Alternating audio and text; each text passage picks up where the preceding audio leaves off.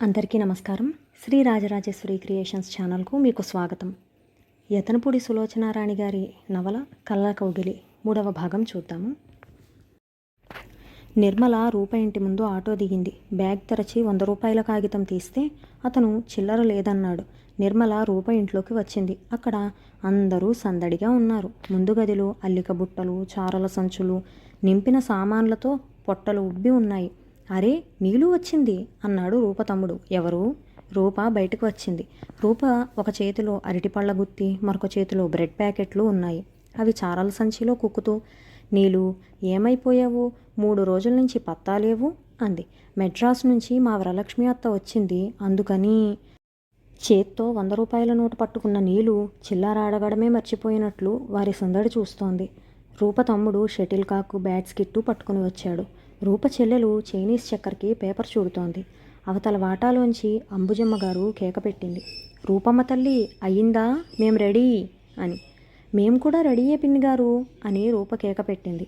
అక్క, ఈ బట్టలు చాలా, వేరే జత తెచ్చుకోనా అని అడిగింది రూప చెల్లెలు. తెచ్చుకుంటే తెచ్చుకో, నీ ఇష్టం అంది రూప విసుగ్గా. వాళ్ళంతా ఎక్కడికో ప్రయాణమై వెళుతున్నారు.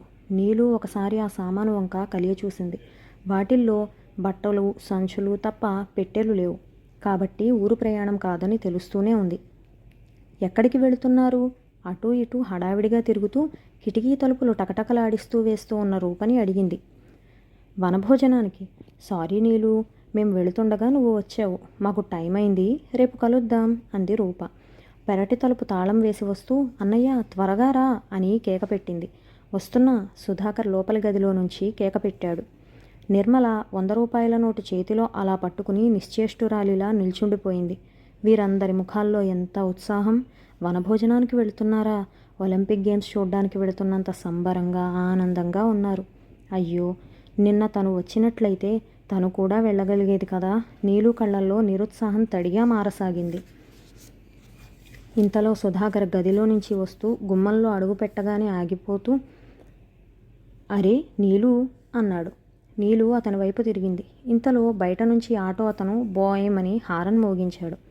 అదిగో ఆటో వచ్చేసినట్టుంది, పదండిరా గోపి, రూప తొందర పెడుతూ అరిచింది. ఎప్పుడు వచ్చావు నీలు? సుధాకర్ ప్రశ్నించాడు. ఇప్పుడే. చిల్లర ఉందా? హఠాత్తుగా ఆటో అతనికి డబ్బులు ఇవ్వలేదని గుర్తుకు వచ్చిన నీలు అడిగింది. చిల్లర ఎంత కావాలి అన్నాడు సుధాకర్.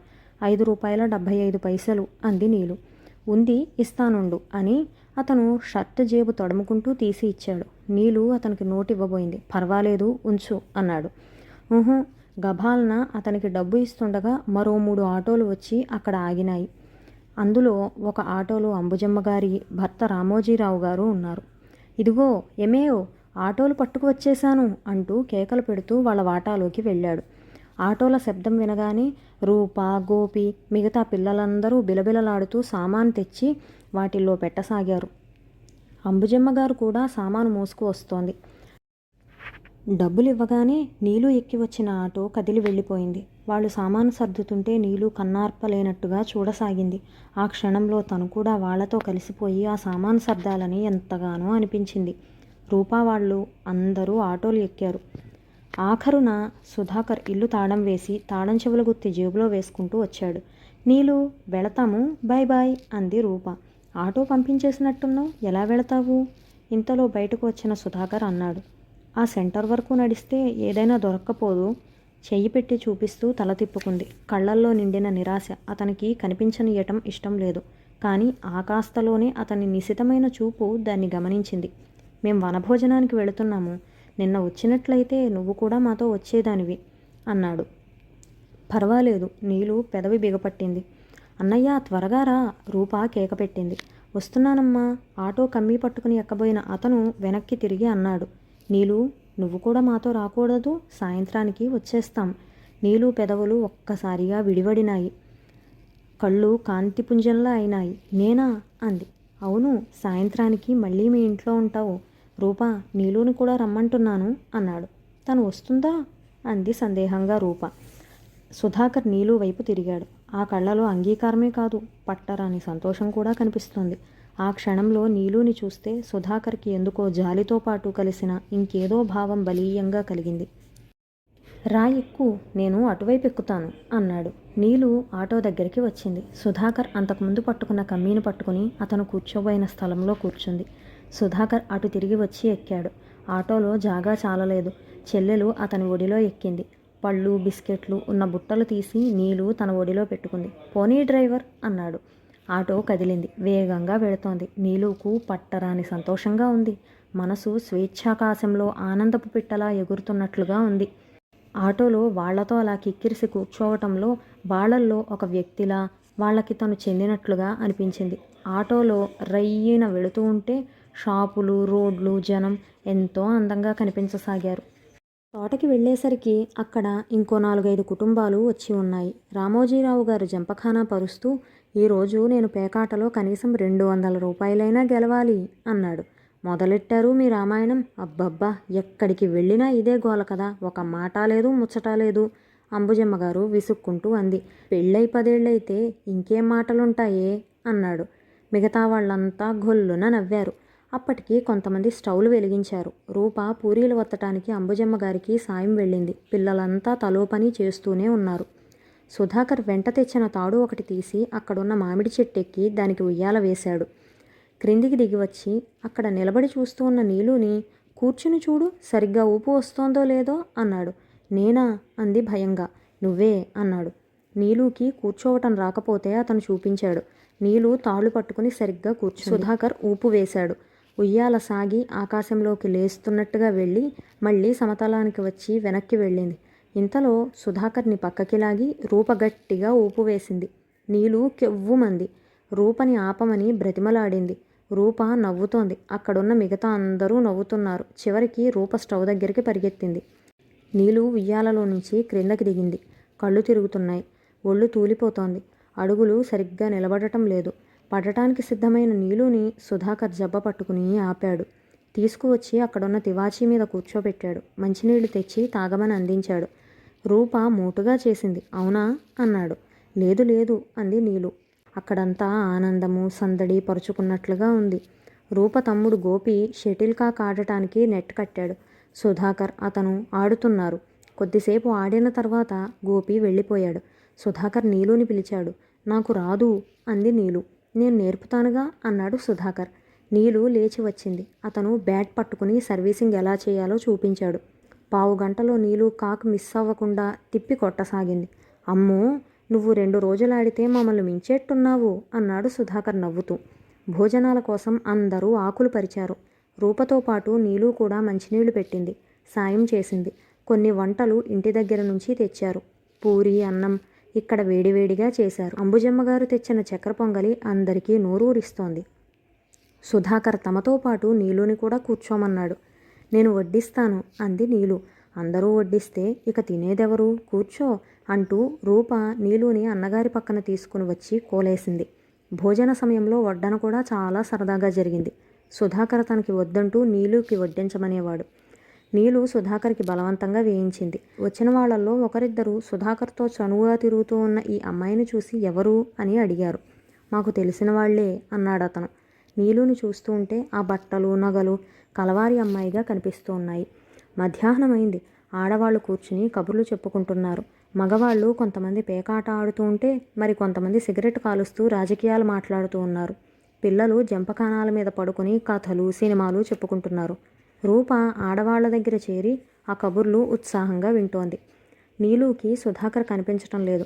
కళ్ళతో అక్కడంతా వెతికింది. అతను అక్కడెక్కడా లేడు. నీలు చెట్ల మధ్య నడవసాగింది. సరుకు చెట్లు దాటి వెళితే అక్కడ మూసీనది పాయ ఒకటి చీలి ప్రవహిస్తూ కనిపిస్తోంది. మధ్యాహ్నం ఎండలో నీళ్లు మెరుస్తున్నాయి. అక్కడంతా నిశ్శబ్దంగా ఉంది. పిట్టలు కువకువలాడుతున్నాయి. దూరంగా దిగువ రేవులో చాకలివాళ్లు బట్టలు ఉతుకుతున్నారు. చప్పుడు వినిపిస్తోంది. నీలు వెనక్కి తిరిగింది. సరుకు చెట్లు గుబురుగా ఉన్నాయి. క్రమంగా ఎండ పలచబడసాగింది. నీలు వెనక్కి తిరిగి సరుకు చెట్ల మధ్య నుంచి రాసాగింది. ఎంత దూరం వెళ్ళినా రూపావాళ్ళు కనిపించటం లేదు. నది విశాలం అయి కనిపిస్తూ ఉంది. తాము దిగిన చోట ఇన్ని నీళ్లే లేవు. నీలు వెనక్కి తిరిగింది. చూస్తుండగానే సాయంత్రం వెలుగు నీరెండగా మారింది. నీలుకి భయం వేసింది. తను దారి తప్పింది. నీలు రూపా, గోపి అని అరిచింది. తన కేకలు నిశ్శబ్దంగా ఉన్న ఆ పరిసరాల్లో అతి విచిత్రంగా ప్రతిధ్వనించాయే తప్ప ఎక్కడ నుంచి ఎలాంటి సమాధానమూ రాలేదు. చీకటి పడిపోతోంది. నీలుకి అలసట వచ్చేసింది. కాళ్ళు నొప్పులెక్కిపోతున్నాయి. నడవలేకపోతోంది. ఏడుపొచ్చేస్తోంది. భయంతో వణికిపోతోంది. రూపా వాళ్ళు అసలు నా కోసం వెతుకుతున్నారా? వాళ్ళు వెళ్ళిపోలేదు కదా. ఈ అర్ధరాత్రి ఇక్కడ నా గతేమిటి? ముందు రాబోయే ప్రమాదం కంటే దాన్ని గురించి ఊహిస్తున్న భయమే వణుకు తెప్పిస్తోంది. చిక్కటి చీకటి అలుముకుపోయింది. కళ్ళెదుట అరగజంలో ఉన్న చెట్టు కూడా కనిపించటం లేదు. నీలు అక్కడే కూర్చుంది. సరుకు చెట్ల రాపిడి దెయ్యపు పిల్ల ఏడుపులా ఉంది. కీచురాళ్లే గానాబజానా ప్రారంభించినాయి. నీలుకి ఏం చేయాలో పాలుపోవటం లేదు. మొండి ధైర్యం తెచ్చుకోవాలన్నా సాధ్యం కావటం లేదు. కడుపులో నుంచి దిగులు, భయం కెరటాల్లా వస్తున్నాయి. వాటిని ఆపుకోవటం కష్టమవుతోంది. లాభం లేదు. తన కోసం ఎవ్వరూ రాలేదు. తను వెళ్ళిపోయానని అనుకున్నారేమో. భగవంతుడా! నీలు చేతుల్లో ముఖం దాచుకుని ఏడవసాగింది. ఎంత భయం వేస్తోందో. ఈ భయం కంటే చచ్చిపోవడమే హాయిగా అనిపిస్తోంది. ఎంతసేపు ఇలా కూర్చోవాలి? కనీసం గుడ్డి వెన్నెల కూడా లేదు. ఇంటి దగ్గర డాడీ ఏమనుకుంటారు? ఎక్కడికి వెళ్ళానని అనుకుంటారో? నీలు చిన్న పిల్లలా ఏడవసాగింది. ఇంతలో ఎక్కడి నుంచో లీలగా ఏదో కేక వినిపించింది. నీలు ఉలిక్కిపడి ఒళ్ళంతా చెవులు చేసుకుని వినసాగింది. ఆ కేక ఏమిటో అర్థం కావటం లేదు. ఎవరైనా తాగిన వాళ్లేమో. నీలు కళ్ళ ముందు రకరకాల భయంకరమైన సంఘటనలు మెదిలినాయి. దూరం నుంచి వినిపిస్తున్న ఆ కేక కాస్త దగ్గరగా వినిపించసాగింది. నీలు! ఎవరో అరుస్తున్నారు. నీలు! ఆడ మగ ఒకరి తర్వాత ఒకరు అరుస్తున్నారు. నీలు ఒక్కసారిగా లేచింది. రూపా! శరీరంలో అణువణువులో ఉన్న శక్తినంతా ఉపయోగించి అరిచింది. ఆ కేక దిగంతాలకి దొర్లి వెళ్ళినట్లుగా ప్రతిధ్వనించింది. నీలు లేచి ఆ కేక వైపు పరిగెత్తసాగింది. తను మళ్ళా అరిచింది. ఈసారి వచ్చిన కేక మళ్ళీ దూరమైంది. నీలు పరిగెత్తుతూనే ఉంది. ఇసుకలో పడింది. వెంటనే లేచింది. చెట్టుకి కొట్టుకుంది. ముఖం చిట్లి రక్తం రాసాగింది. వెనక నుంచి దూరంగా లైటు వెలుతురు లీలగా కనిపించింది. నీలుకి తను చేసిన పొరపాటు అర్థమైంది. కేక ప్రతిధ్వని విన్న వైపు తను పరిగెడుతోంది. అందుకే రూపా వాళ్ళు దూరమైపోతున్నారు. చివరికి లాంతరు వెలుగు కనిపించసాగింది. నీలు పరిగెత్తుకుని రాసాగింది. వాళ్ళు కూడా పరిగెత్తుతున్నారు. నీలు కాళ్లల్లో శక్తి లేదు. అయినా చిత్రంగా బలం వచ్చేసినట్లు పరిగెత్తింది. లాంతరు దగ్గరైంది. అలసిపోయిన నీలుకి మనుష్యుల ముఖాలు కూడా తెలియటం లేదు. ఆయాసంతో ఒగరుస్తూ రొప్పుతూ వాళ్ళ దగ్గరికి వెళ్ళింది. నీలు! ఎవరో చేయి చాచారు. నీలు ఆ చేయి పట్టుకుంది. ఆ చేతి మీద తలదించుకుంది. ముఖం ఆనించుకుంది. మాట్లాడటానికి నోట్లోంచి మాటే రావటం లేదు. ఆయాసంతో ఊపిరి అందటం లేదు. రొప్పుతోంది. నీలు! ఎవరో దగ్గరకు తీసుకున్నారు. నీలుకి ఆనందము, దుఃఖము తెలియలేదు. నేను అంది. ఆ తర్వాత ఏమైందో నీలుకి తెలియలేదు. ఆ చెయ్యి అందించిన వ్యక్తి కాళ్ల దగ్గర కుప్పలా కూలిపోయింది. నీలు! ఎవరో ఆత్మీయంగా ఆదుర్దాగా పిలుస్తున్నారు. ముఖాన చల్లటి నీళ్లు వచ్చి పడ్డాయి. నోరెండిపోయిన నీలు ముఖం ఎత్తి ఆ నీళ్లని అందుకుని నాలుక తడుపుకుంది. ఎవరో తలను పట్టుకుని నీళ్లు త్రాగించారు.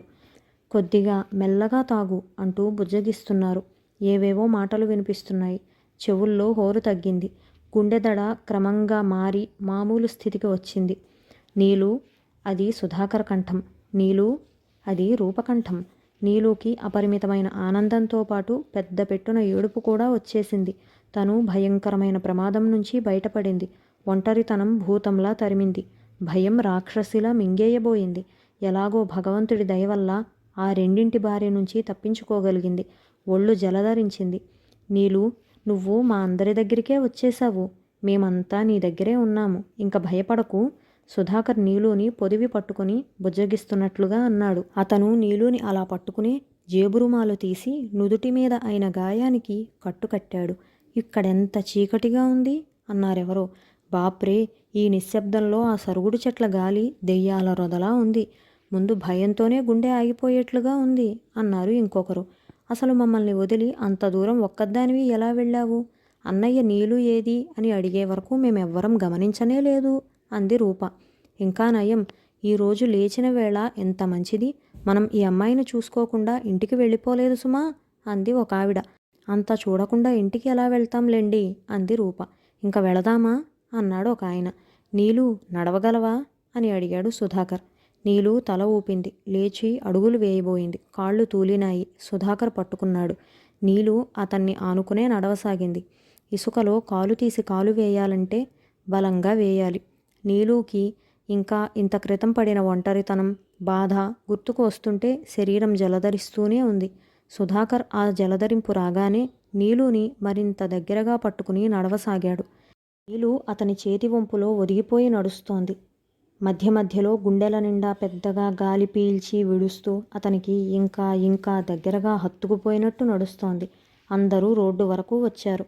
ఆ అమ్మాయి నుదురు మీద బాగా దెబ్బ తగిలింది. డాక్టరు దగ్గరకు తీసుకువెళ్ళి ఇంజెక్షన్ ఇప్పిస్తే నయమేమో పరశురామయ్య అనే ఆయన అన్నాడు. నేను కూడా అదే అనుకుంటున్నాను అన్నాడు సుధాకర్. పొద్దుపోవటం వల్ల ఆటోలు దొరకటం కష్టమైంది. ఒక్కో దానిలో నలుగురు సర్దుకుపోయి కూర్చున్నారు. పరశురామయ్య గారి హెరాల్డ్ కారులో క్రిక్కిరిసి ఒకరి ఒడిలో ఒకరు కూర్చున్నారు. రూపని, పిన్నిగారిని, తమ్ముళ్ళని, చెల్లెళ్ళని ఆటోలో ఎక్కించి సుధాకర్ నీలుని తీసుకుని తను హెరాల్డ్ కారులో ఎక్కాడు. నీలుని డాక్టర్కు చూపించి ఇంటి దగ్గర దించి వస్తాను, ఆలస్యమైతే కంగారు పడకు అని చెల్లెలికి చెప్పాడు. పరశురామయ్య గారు డాక్టర్ బోర్డు కనిపించిన మొదటి క్లినిక్ దగ్గర నీలుని, సుధాకర్ని దించేసి వెళ్ళిపోయారు. డాక్టర్ గారు ఇంటికి వెళ్ళిపోవడానికి తలుపులు వేసేస్తున్నారు. నీలుని చూసి గాయం క్లీన్ చేసి కట్టుకట్టాడు, ఇంజెక్షన్ ఇచ్చాడు. సుధాకర్ పర్స్ తెరిచి డబ్బులు తీసి ఆయన ఫీజు ఇచ్చేశాడు. సుధాకర్ ఆటోని పిలిచాడు. నీలుని ఎక్కించి తను ఎక్కాడు. ఇంజెక్షన్ తీసుకోవటం వల్లనో అలసట ఆకలి వల్లనో నీలుకి మత్తుగా ఉంది. సుధాకర్ నీలుని తన భుజం మీదకి ఆనించుకున్నాడు. నిద్ర వస్తోందా అని అడిగాడు. ఆ కంఠంలో ఎంత లాలన, ఎంత ఆప్యాయత, ఎంత బుజ్జగింపు. నీలుకి తెలియని ఆనందంతో హాయిగా ఉంది. తను ఎప్పటికీ ఇలాగే సుధాకర్ దగ్గర ఉండిపోతే ఎంత బాగుంటుంది. అతని స్పర్శ వెచ్చగా అనిర్వచనీయమైన సుఖం ఇస్తున్నట్లుగా ఉంది. నీలు ఇంకా ముడుచుకుని కుక్కపిల్లల దగ్గరకు జరిగింది. నీలుకి చాలా హాయిగా ఉంది. ఇల్లు దగ్గరకు వచ్చింది. ఆటో ఆగింది. సుధాకర్ నీలుని లేపాడు. ఇల్లు వచ్చింది అన్నాడు. నిద్రమత్తు కళ్ళతో చూసింది. ఎదురుగా పెద్దగా ఉన్న గేట్లు జైలు తలుపుల్లా కనిపించాయి. సుధాకర్ ఆటో అతనికి డబ్బులిచ్చాడు. నీలుని చెయ్యి పట్టి క్రిందకు దింపాడు. నీలు అతనికి దగ్గరగా అతని భుజం మీద తల ఆనించి నడవసాగింది. ఇంటి నిండా లైట్లు వేసి ఉన్నాయి. వాకిట్లో పోలీసు జీపు ఆగి ఉంది. హాలు నిండా మనుష్యులున్నారు. నీలు మత్తుగా ఉన్న కళ్ళకి ఆ లైట్లు, ఆ మనుషులు ఏమిటో కలలా ఉంది. సుధాకర్ మెట్లెక్కి నీలుని లోపలకు తీసుకువచ్చాడు. అదుగో అమ్మాయి గారు, ఒకతను కేకపెట్టి అన్నాడు. పుస్తకం తిరగేస్తున్న పోలీస్ అధికారి తిరిగి చూశాడు. పెద్ద సోఫాలో వెనక్కు వాలి కళ్ళు మూసుకుని హైరానాగా ఊపిరి పీలుస్తూ కూర్చుని ఉన్న విశ్వనాథం గారు ఉలిక్కిపడి లేచారు. ఆయన ఎదురుగా నిలబడిన నీలుని పట్టుకుని నిలబడిన సుధాకర్ని చూశాడు. కూతురిని చూడగానే ఆయన ముఖంలో ఒక్కసారిగా ఆనందపు పొంగు వచ్చింది. కానీ మరుక్షణంలోనే అది అణిగిపోయి ఆగ్రహపు కెరటం తన్నుకు వచ్చింది. నీలు, ఎక్కడకు వెళ్ళావు? గద్దించినట్టు అడిగాడు. నీలు నిద్రమత్తుగా భారంగా ఉన్న కళ్ళు తెరిచింది. నిన్నే, ఎక్కడికి వెళ్ళావు? ఎవరితను? ఆ తలకి గాయం ఏమిటి? నీలు సమాధానం చెప్పలేదు. తండ్రిని చూడగానే పిల్లిలా అయింది.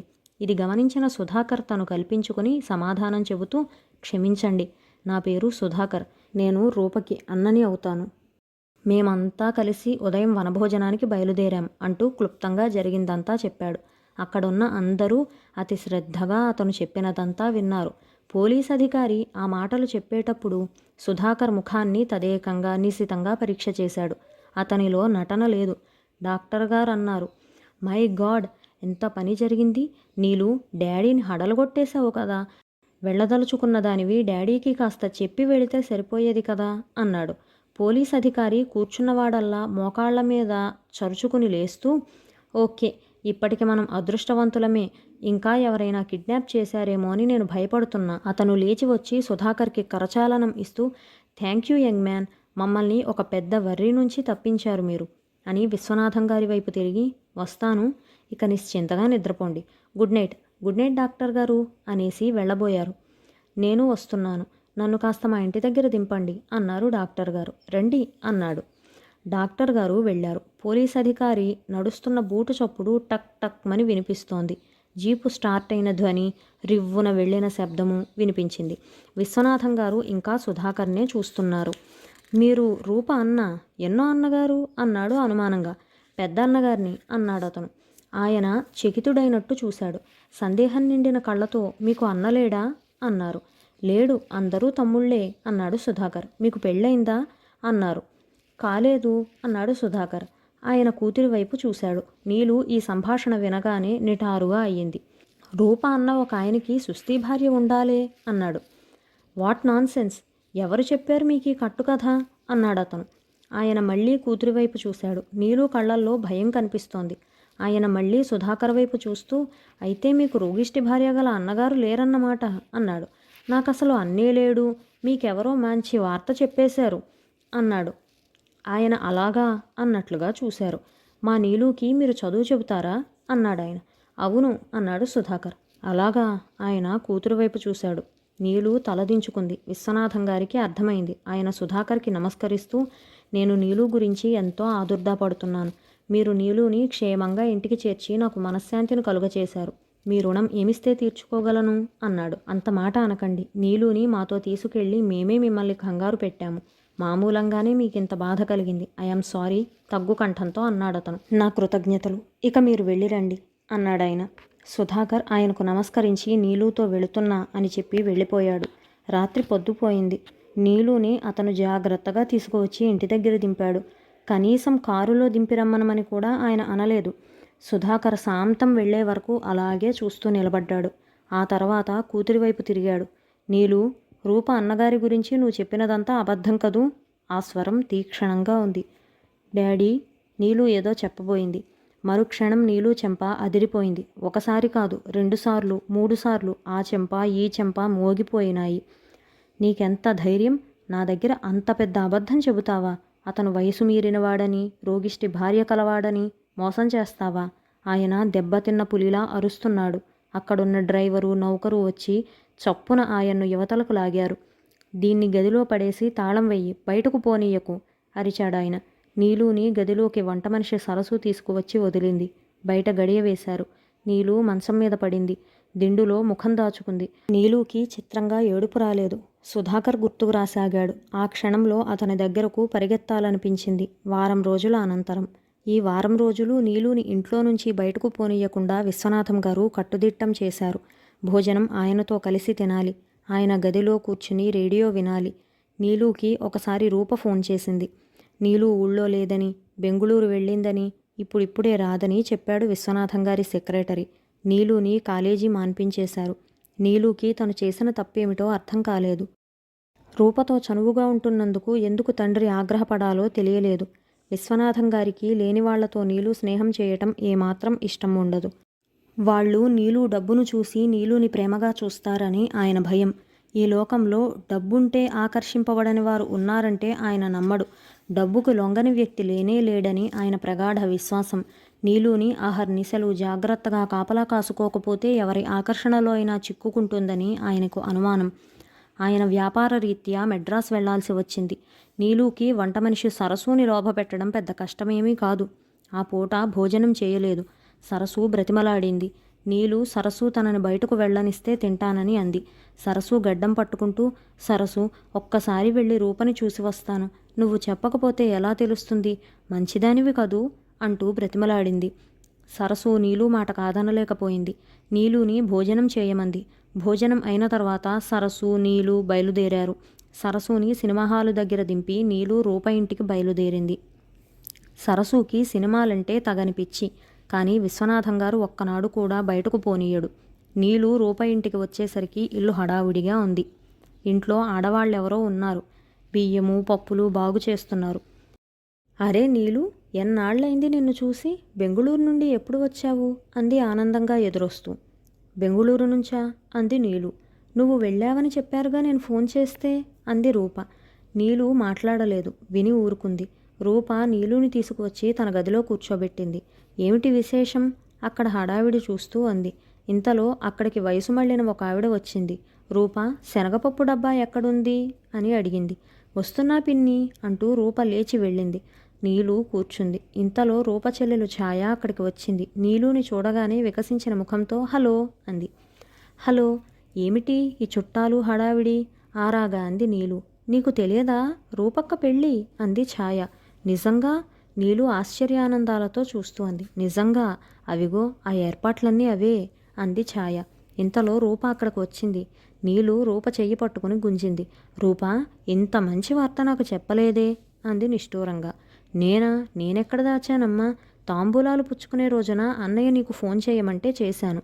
నువ్వేమో లేవు, బెంగుళూరు వెళ్ళావన్నారు అంది. పెళ్ళెప్పుడు అడిగింది నీలు. గురువారం. ఇంత త్వరగా ముహూర్తం కుదిరిందా అంది నీలు. అదే పిన్ని కూడా అంటోంది. కళ్యాణ గడియ వస్తే ఆగదట. ఎవరోయ్ వరుడు ఆసక్తిగా అడిగింది నీలు. ప్రసాదరావని ఒక శాల్తీలే అంది. శాల్తీయా? నీలు నవ్వింది. అక్క బావగారికి పెట్టిన ముద్దు పేరు అంది ఛాయ. అతనేం చేస్తున్నాడు? లెక్చరర్గా పనిచేస్తున్నాడు. అన్నయ్య అతను క్లాస్మేట్స్. మళ్ళీ రూపని పినతల్లి పిలిచింది. రూప, ఈ అప్పడాలు ఎక్కడ పెట్టాలి? వస్తున్నా పిన్ని అంటూ రూప వెళ్ళింది. నీలు అక్కడే కూర్చుంది. ఆ ఇంట్లో అప్పుడే పెళ్లి సందడి అడుగడుగునా కనిపిస్తోంది. రూపకి పెళ్ళవుతోంది. నీలుకి ఉత్సాహంగా తను కూడా వాళ్లతో కలిసిపోయి సాయం చెయ్యాలనిపిస్తోంది. ఇంతలో అడుగుల శబ్దమైంది. నీలు తలెత్తింది. సుధాకర్ వచ్చాడు. అతను అక్కడ కూర్చున్న నీలుని చూడగానే, అరే నీలు, నువ్వా? ఎప్పుడు వచ్చావు? అతని కళ్ళలో ఆశ్చర్య ఆనందాలు కనిపిస్తున్నాయి. ఇప్పుడే అంది నీలు. అతన్ని చూడగానే నీలు మెల్లగా లేచి నిలబడింది. ఇద్దరూ ఒకరిని ఒకరు చూస్తూ క్షణంసేపు అలాగే నిలబడిపోయారు. ఇద్దరి కళ్ళలోనూ ఒకరిని ఒకరు చూస్తూ ఉంటే అనిర్వచనీయమైన ఆనందం కలుగుతోంది. నీలు, ఎలా ఉన్నావు? అస్పష్టంగా అన్నాడతను. బాగానే ఉన్నాను అంది నీలు. ఆ దెబ్బ మచ్చపడింది కదూ అన్నాడతను. అవునన్నట్టు తలూపింది. ఆ రాత్రి నిన్ను వదిలేసి వస్తుంటే నాకెంతో బాధ వేసింది. డాడీ బాగా తిట్టారా అన్నాడు. తిట్టలేదన్నట్టు తల తిప్పింది. ఆయన ముఖం చూస్తే నాకు భయం వేసింది. చాలా కోపిష్టి మనిషిలా ఉన్నారు కదూ. అవునన్నట్టు తలూపింది. ఇంతలో ఛాయ ఇద్దరికీ టీ తెచ్చి ఇచ్చింది. రూపకి పెళ్లి సెటిల్ అయింది అన్నాడతను. విన్నాను అంది నీలు. పెళ్లి దగ్గరకు వచ్చింది. రూపకి చీరలు కొనాలి. కొంచెం షాపింగ్లో సాయం చేయకూడదు అన్నాడతను. అలాగే అన్నట్టు చూసింది. అతను ఫక్కుమని నవ్వాడు. ఏమిటి అన్నట్టు ఆశ్చర్యంగా చూసింది. ఇందాకటి నుంచి చూస్తున్నాను. తల తిప్పటం తప్ప మాటలు రానట్టు చేస్తున్నావు. ఇంత మోగపిల్లవెప్పుడయ్యావు అన్నాడు. నీలు కూడా ఫక్కున నవ్వింది. ఆ నవ్వటంలో పొలమారింది. సుధాకర్ గభాలన దగ్గరికి వచ్చాడు. నెమ్మది అంటూ వీపు మీద చెయ్యి వేసి నిమిరాడు. నీలు నిఠారుగా అయ్యింది. హఠాత్తుగా అతనికి ఇంకా ఇంకా దగ్గరగా జరగాలనిపించింది. ఇంతలో రూప అక్కడికి వచ్చింది. అన్నయ్య, నేను షాపింగ్కి వెళ్ళటానికి రెడీ. నాదేం ఆలస్యం లేదు అంది. రూప, నీలును కూడా తీసుకువెళదాం అన్నాడు. ఓకే, తను రావాలి గాని అంతకంటే భాగ్యం ఏముంటుంది అంది రూప. ముగ్గురు షాపింగ్కి వెళ్లారు. తిరిగి వచ్చేసరికి రాత్రి 8 గంటలైంది. నీలు వాళ్లతో కలిసి భోజనం చేస్తున్నదల్లా హఠాత్తుగా నిటారుగా అయి మై గాడ్ అంది. ఏమిటి? సుధాకర్ కంగారుగా అన్నాడు. థియేటర్ దగ్గర సరస్సుని వదిలి వచ్చిన సంగతి చెప్పింది. అరే, ఇప్పుడెలా అన్నాడతను. భోజనాలైన తర్వాత సుధాకర్ నీలుని తీసుకువచ్చి ఇంటి దగ్గర వదిలి వెళ్ళాడు. ఇంట్లో కాలుగాలిన పిల్లిలా తిరుగుతూ ఉన్న సరస్సు, అలే పనిచేశారమ్మాయి గారు అంది నిష్ఠూరంగా. నీలు ఆవిడ గడ్డం పట్టుకుంటూ, సినిమా ఎలా ఉందో చెప్పు అంది. సినిమా సంగతి ఎత్తితే సరస్సుకి ఇంకేం గుర్తుండదు. మర్నాడు కూడా రూప కోసం వెళ్ళింది. ఆ ఇంట్లో తను ఒక ముఖ్య వ్యక్తిలా తిరిగింది. పెళ్లి దగ్గరకు వచ్చింది. ఆ రోజు నీలు వెళ్ళేసరికి ఇంట్లో సందడి లేదు. అంతా ఎవరి పనుల్లో వాళ్ళున్నా వాళ్ల ముఖాలు దీనంగా ఉన్నాయి. నీలు ఛాయని అడిగింది. ఎందుకు రూప అలా ఉంది? ఏడ్చినట్టు కళ్ళు వాచి ఉన్నాయేమిటి అని. పెళ్లి జరగటం లేదుగా అందుకని అంది ఛాయ. పెళ్లి జరగటం లేదా? ఎందుకని అడిగింది నీలు. అన్నయ్యకి కట్నం డబ్బులు దొరకలేదు. మరేమో పెళ్ళికొడుకు తల్లి ముందుగా ఇస్తే గాని పెళ్లి జరగదు అంటోంది. ఇందాక పెళ్లి పెద్ద వచ్చాడు. ఆయన డబ్బు రేపివ్వకపోతే పెళ్లి ఆగిపోతోందని చెప్పాడు. అలాగా అంది నీలు. ఆ రోజు నీలుతో రూప సరిగ్గా మాట్లాడలేదు. సుధాకర్ ఇంట్లో లేడు. నీలు ఆ రాత్రి ఇంటికి వచ్చిందన్నమాటే గాని నిద్ర పట్టలేదు. నా దగ్గర డబ్బుంటే ఎంత బాగుండేది. అప్పేగా. సుధాకర్ తర్వాత ఎలాగైనా తీర్చేస్తాడు. తను ఏమైనా సరే ఈ సాయం చేయాలి. దృఢ నిశ్చయం చేసుకుంది. సుధాకర్ పడక్కుర్చీలో కూర్చుని జాబితా ఒకటి వ్రాస్తున్నాడు. వ్రాయటంలో తదేకంగా మునిగిపోయినట్టున్న అతను నీలు అడుగుల శబ్దం కూడా వినలేదు. నీలు అతని కుర్చీ పక్కగా ఒక్క నిమిషం నిలబడింది. ఆ తర్వాత మెల్లని స్వరంతో సుధా అని పిలిచింది. అతను ఉలిక్కిపడినట్లుగా తలెత్తి చూశాడు. నీలు అప్పటికే అతనికి ఎదురుగా వచ్చి నిలబడింది. నీలు ఆకుపచ్చ రంగు షిఫాన్కి ఎర్రటి జరీ బార్డర్ ఉన్న చీర కట్టుకుంది. మెడలో ముత్యాల దండ, చెవులకి ముత్యాల టాడ్స్ తప్ప ఇంకే నగలు లేవు. నువ్వా? అతను చకితుడైనట్లు చూశాడు. నీలు అతన్ని పేరు పెట్టి పిలవడం ఇదే ప్రథమం. ఆ పిలుపు కోమలంగా ఉంది.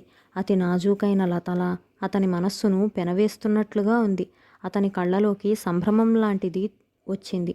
ఒక్క క్షణం ఇద్దరూ ఒకరిని ఒకరు అలాగే చూస్తూ ఉండిపోయారు. సుధాకర్ ముందుగా తానే తెప్పరిల్లాడు. రూప ఆ గదిలో ఉంది, వెళ్ళు అన్నాడు. నేను నేను నీతో ఒక్క క్షణం మాట్లాడాలి అంది. ఏమిటది అన్నాడతను. నీలు కళ్ళు క్రిందకు వాలినాయి. చెప్పు లాలనగా అడిగాడు. నీలు చెప్పలేనట్టుగా చూసింది. ఆ తరువాత బ్యాగ్ తెరిచి పొడుగాటి కవరు ఒకటి తీసి ఒడిలో పెట్టింది. ఏమిటిది అతను ఆశ్చర్యంగా చూశాడు. చూడు అంది. సుధాకర్ బరువుగా ఉన్న కవరులో ఏముందో అని ఆసక్తిగా చూశాడు. మరుక్షణం అతని చేతిలోకి వచ్చిన కాగితాలు చూసి ఆశ్చర్యపోయాడు. అవి 100 రూపాయల కట్ట. చాలా ఉన్నాయి. 10,000 రూప పెళ్లి కోసం అంది. కానీ నీలు, దయచేసి ఏమీ అనవద్దు. ఈ డబ్బు నేను మీకు ఇచ్చినట్లు ఎవ్వరికీ తెలియదు. నా పేరు మీద ఉంది. మీ చేతికి రాగానే ఇచ్చేద్దురుగాని ప్లీజ్ అంది నీలు. అతను చేతిలో డబ్బు వంక, నీలు అమాయకంగా, అందంగా, స్నేహమయంగా ఉన్న ముఖం వంక మార్చి మార్చి చూశాడు. కానీ నీలు, ఇంకేమీ అనవద్దు. అదిగో మీ పిన్ని వస్తోంది. నేను రూప దగ్గరకు వెళ్తున్నాను అంటూ చెంగున అక్కడి నుంచి వెళ్ళిపోయింది. సుధాకర్ డబ్బు కవరులోకి తోసేశాడు. సుధా, పెళ్ళి ఆగిపోయినట్టయితే నేను పిల్లలం వెళ్ళిపోతాంరా అంటూ పింతల్లి వచ్చింది. లేదు పిన్ని, ఈ పెళ్లి జరుగుతుందో లేదో నేనింకా నిర్ణయించుకోలేదు. డబ్బు ఎక్కడా దొరకలేదని మధ్యాహ్నం కూడా అన్నావు కదరా అంది పిన్ని. అవును అన్నాను. ఇంతలో ఎవరో పిలవడంతో ఆవిడ వస్తున్నా అంటూ అక్కడ నుంచి వెళ్ళిపోయింది. ఆవిడ వెళ్ళిన తర్వాత సుధాకర్ చేతి కవర్ వైపు చూశాడు. అందులో నుంచి డబ్బు తీసి లెక్క చూశాడు. 10,000 ఉంది. సుధాకర్ ఆ డబ్బును మళ్ళీ కవరులో పెట్టి మూసి తీసుకెళ్లి బీరువాలో భద్రపరిచాడు. అతను పరధ్యానంగా ఆలోచిస్తున్నట్టు బీరువా దగ్గరే నిలబడిపోయాడు. నీలు దగ్గర ఇంత డబ్బు తీసుకోవడం సమంజసం కాదు. నీలు తండ్రి చాటు బిడ్డ. అతను నీలుకి నచ్చ చెప్పాలని అనుకున్నాడు. కానీ అతనికి నీలు కనిపించలేదు. సాయంత్రం రూప దగ్గర కూర్చుని గాజులు తొడుగుతూ కనిపించింది. సుధాకర్ అక్కడకు వచ్చాడు. అక్కడ ఇంకెవ్వరూ లేరు. సుధాకర్ అక్కడున్న స్టూలు మీద కూర్చుంటూ, రూపా, ఒక కప్పు టీ కలుపుకురా తల్లి, చాలా అలసటగా ఉంది అన్నాడు. అలాగే అన్నయ్య, ఇప్పుడే క్షణంలో వస్తాను అంటూ రూప లేచి వెళ్ళింది. నీలు గాజులు చూస్తూ కూర్చుంది. సుధాకర్ జేబులోంచి కవరు తీసి వంగి నీలు చేతికి అందించాడు. నీలు, ఈ డబ్బు తీసుకో. ఇది నేను తీసుకోవడం భావ్యం కాదు అన్నాడు. నీలు కవరు వైపు అతని ముఖం వైపు మార్చి మార్చి చూసింది. ఎందుకని అంది. నువ్వు మీ నాన్నకు తెలియకుండా ఇస్తున్నావు అవునా అన్నాడు. నాన్నకి చెప్పే తీసుకువచ్చాను అంది. నిజంగానా అన్నాడు అతను. నిజంగానే. నీలు కళ్ళు రెపరెపలాడినాయి. మీరు వద్దంటే నేను మీ ఇంటికే రాను. నేను మీకు ఊరికే ఇవ్వటం లేదుగా, అప్పుగా ఇస్తున్నాను అంది. కానీ నీలు అంటూ ఏదో చెప్పబోతూ ఉన్న సుధాకర్ మాటలకు అడ్డుపడి నీలు ఇలా అంది. మీరు ఏ సందేహాలు పెట్టుకోవద్దు. మీరే ఒకసారి చెప్పారు గుర్తుందా, అవసరంలో ఉన్నప్పుడు ఆదుకోని వాళ్ళు నిజమైన స్నేహితులు కారని. రూప వస్తోంది. దయ ఉంచి ఆ కవరు దాచేయండి. నేను చెబుతున్నాను. నేను డబ్బిచ్చినట్టు ఎవ్వరికూ తెలియనవసరం లేదు. నీలు స్వరం మెల్లగా ఉన్నా దృఢంగా ఉంది. సుధాకర్ కవర్ మళ్ళీ జేబులోకి తోసేసి సరిగ్గా కూర్చున్నాడు. రూప టీ కప్పుతో తిరిగి వచ్చింది. సుధాకర్ పరీక్షగా చూశాడు. రూప ముఖంలో ఒక రకమైన ఆశాభంగం, ఆందోళన కనిపిస్తున్నాయి. పిల్లలు ఇంతలో పరిగెత్తుకొచ్చారు. వాళ్ల చేతుల్లో శుభలేఖలు ఉన్నాయి. అక్క, అడ్రస్లు ఎప్పుడు వ్రాయాలి అని అడిగారు. రూప దిగాలుగా ముఖం తిప్పుకుంది. నాకు తెలియదు, అన్నయ్యని అడుగు అంది. వాళ్ళు అన్నగారి వైపు చూశారు. సుధాకర్, ఇలా పట్రా అన్నాడు. చెల్లెలు తెచ్చి అందించింది. సుధాకర్ వాటిని అందుకొని పైన ఉన్న మొదటి దాని మీద నిర్మల అని వ్రాసి నీలు చేతికి ఇచ్చాడు. పిల్లలు సంతోషంగా చప్పట్లు కొట్టారు. నీలు, మొదటి శుభలేఖ నీకే ఇచ్చాడు అన్నారు. థ్యాంక్ యూ అంది నీలు. నో మెన్షన్ అన్నాడు సుధాకర్. ఇద్దరి కళ్ళు కలుసుకున్నాయి. ఆ చూపులో అనిర్వచనీయమైన ఆత్మీయత మూగగా పెనవేసుకుంది. అక్కడున్న మిగతా అందరికంటే మనిద్దరం సన్నిహితులం అనే భావన అది. సుధాకర్ 4-5 అడ్రస్లు వ్రాసి ఇచ్చాడు. తర్వాత రూప, నీలు వ్రాయసాగారు. సుధాకర్ వెళ్తుంటే రూప అడగలేక అడిగింది, అన్నయ్య, మరి డబ్బు దొరికిందా అని. దొరికిందమ్మా అన్నాడు సుధాకర్. ఎవరిచ్చారు అంది. అతను వెంటనే జవాబు చెప్పలేదు. క్షణం ఆగి అన్నాడు, స్నేహం కోసం ప్రాణం ఇచ్చే ఒక మంచి మనిషి వల్ల నాకు ఈ సాయం లభించింది అని. ఎవరన్నయ్యా ఆ మంచి మనిషి? రూప ఆనందంగా, కుతూహలంగా అడిగింది.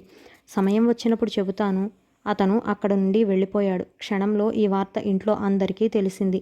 నేను మళ్ళీ ఎక్కడ రావాల్సి వస్తుందో అని భయపడ్డాను. ఈ రోజుల్లో ప్రయాణాలంటే మాటల, ధరలు భగ్గున మండిపోతున్నాయి అంది పెంతల్లి. ముహూర్తం పెట్టింది ఎవరోయ్? మన ముహూర్తానికి తిరుగుంటుందా అన్నాడు పెంతండ్రి గర్వంగా. రూప ముఖంలోకి హఠాత్తుగా మళ్ళీ కళ వచ్చింది. ఆ ముఖం ఆనందాతిశయంలో మళ్ళీ మబ్బు తొలగిన చంద్రుడిలా వెలిగిపోతోంది. ఆ ఇంట్లో అందరూ సంతోషంగా ఉన్నారు. ఇదంతా చూసిన నీలుకి మనసు ఎంతో హాయిగా అనిపించింది. ఒక మంచి పని చేసినప్పుడు కలిగే తృప్తి అది. నీలుకి ఇది సరికొత్త అనుభవం. తను ఆ కుటుంబానికి, ముఖ్యంగా సుధాకర్కి ఇంకా ఇంకా దగ్గరైనట్లుగా అనిపించింది.